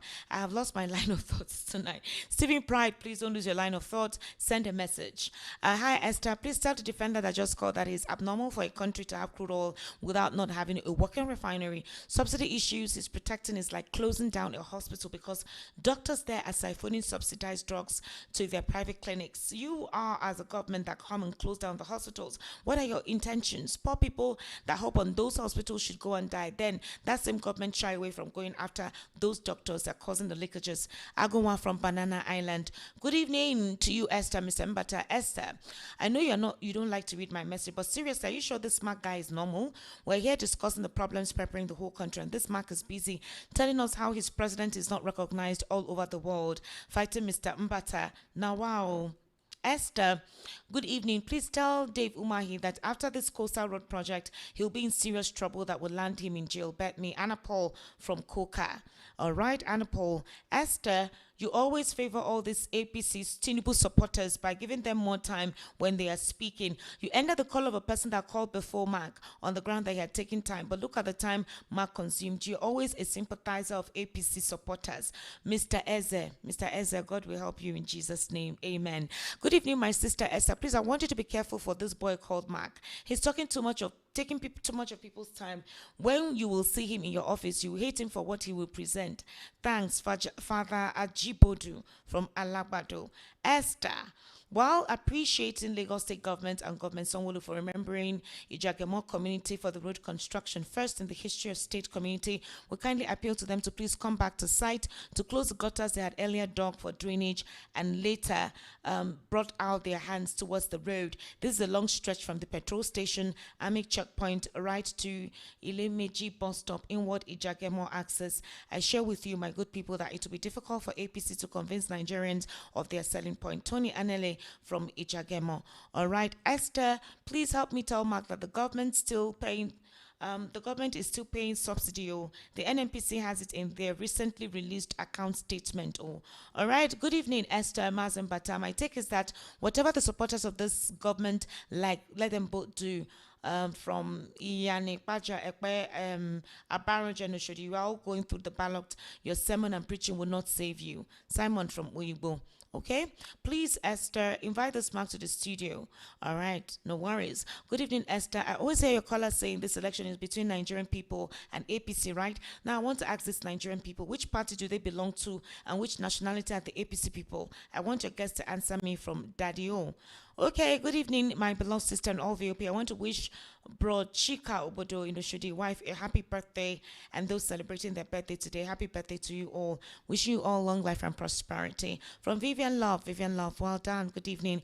Good evening, Esther. Please stop giving this mark preferences to your program. I support the stopping of this APC data boys from calling this station. Victor from Igondo. Victor, VOP 90.3 FM is a Nigerian radio station. It's not a segmented radio station. So anybody can call and express themselves based on the conversation that we've had. You can call in to check the guest. You can call in to support the government. You can call in to dispose of. But what we will not tolerate here is propaganda, false narratives, or false information. We will clear you. That is our job. It's a national radio station. All right? Please get it right. And I would implore you guys to please go on Google and type the responsibility of a broadcaster and anchor specifically on issues, national issues. Maybe if you read, you would understand my role as an anchor person here. Do you get it? I would only admit to you saying that the call allocated was too long, but he doesn't call all the time. I don't think I've spoken with him in the past 2 weeks. So I'm not giving anybody any preference, but people are free to air their views. You need to get it. I'm not going to help you understand it. You need to understand it. So go to Google, research the role of an anchor person. Okay? It's very important. And we're in a democratic society. Please, you guys, let it sink in your brain. Thank you very much. Now you see the reason why the said mic is being cut off. Cut him off. He talks too much. Audio Blaze from Ikorodu. Okay, good evening, Esther. This is Triple A from Ojo. Esther, some of we Nigerians should be very careful. Some people are pushing others from their hideout with their anger. They should come out with their families to be at the forefront to stand for what they always come here to say. Period. All right. 08036929933. That's the number to call. 08036929933. Hello, good evening. How are you? Good evening. Yeah, my name is Leonard from Yaba. Leonard, welcome. Turn down the volume of your radio. Just switch it off. All right, thank you, sir.